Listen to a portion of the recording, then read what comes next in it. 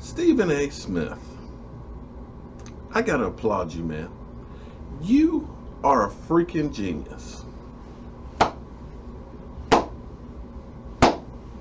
You are the modern day P.T. Barnum. You know, there's a sucker born every minute. I mean, you are a modern day snake oil salesman. And so you realize that you can make a fortune by talking about the Dallas Cowboys, making stuff up, even when it's not even there. As Denzel Washington said, if you don't watch the news, you're uninformed. If you do watch the news, you're misinformed. And my friend, if you watch you definitely are misinformed. I saw this clip today, and it all hit me.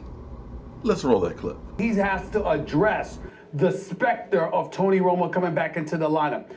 The reality that his owner, the man that cuts his check, clearly would prefer that Tony Romo is the quarterback in there, and has basically done everything but flat out come out and say, look, I wish something happens to Dak Prescott so we could get Tony Romo in there. And some would take some of Jerry Jones's words and say, that's exactly what he was saying. There's no doubt that you can't ignore that. I think it elevates Dak psychologically. Yeah.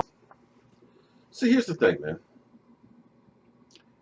Guys like you will take something and you'll twist it around, you'll turn it, and you'll turn it into something else. And you'll make it the story that you want, that people will want to read. See, as Denzel Washington said, if you don't watch the news, you're uninformed. If you do watch the news, you're misinformed. And that's what happens when we watch guys like you. Because Jerry Jones' original statement wasn't really about Dak Prescott. It was about Tony Romo. It was about saying, Tony, we love you, man. We appreciate the things that you've done. He's not just a regular quarterback. He's not just a bus driver. He's a guy that's been there and done that. He's done a lot for this team. It wasn't saying that I'm getting rid of Dak for Tony Romo. It was praising Tony Romo. But unfortunately, there was the backlash about it. And instead of not talking about it, he tried to clean it up a little bit. And that's why it kept continuing on to the good old porno reference that, somebody probably said, does this mean you're benching Dak Prescott?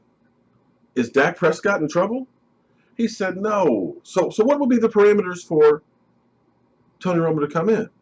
And Jerry probably said, well, I don't know what you call it, but you know it when you see it. And y'all took that as Dak Prescott's days are numbered. And you twisted it and turned it around to make it the story. See, it's kind of like one of those situations like, you're married, I'm assuming, Stephen A. I mean, hopefully your heart is healed from that Dallas Cowboy first love of yours that broke it. It's like when your wife comes to you and say, honey, does this outfit make me look fat? It's a no-win question. Because you know she looked fat in that outfit. But if you say it, you're in trouble. So you say, no, honey, you look great in that. She's going to turn to you and say, are you kidding me? You going to let me go out looking like this? You say, no, baby. You're trying to clean it up. No, baby. I'm just thinking that you make anything look good, baby. I could put a feed sack on you and you'd look beautiful. You'd be my beautiful queen. Oh, so you trying to say you need to feed me with a feed sack?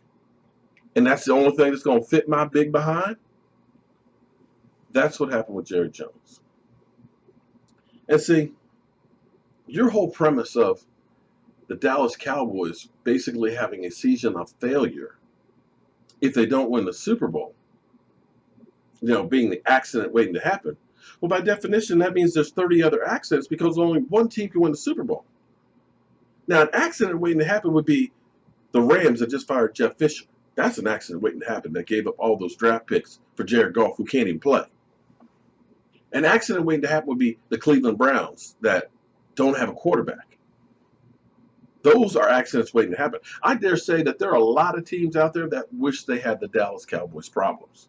What? You mean we got two quarterbacks and we got to figure out which one to play because they're both good?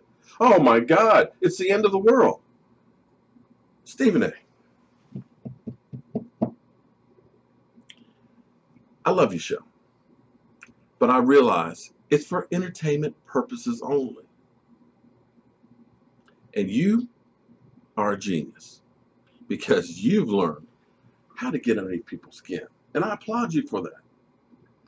Now, I'm going to keep these up because sooner or later I'm going to get you to respond to me. Because I'm that delusional, putrid Dallas Cowboy fan #1, Mark Holmes, and my buddy, Joe Boo. And we're going to keep throwing it right back at you. Have a nice day, Steve.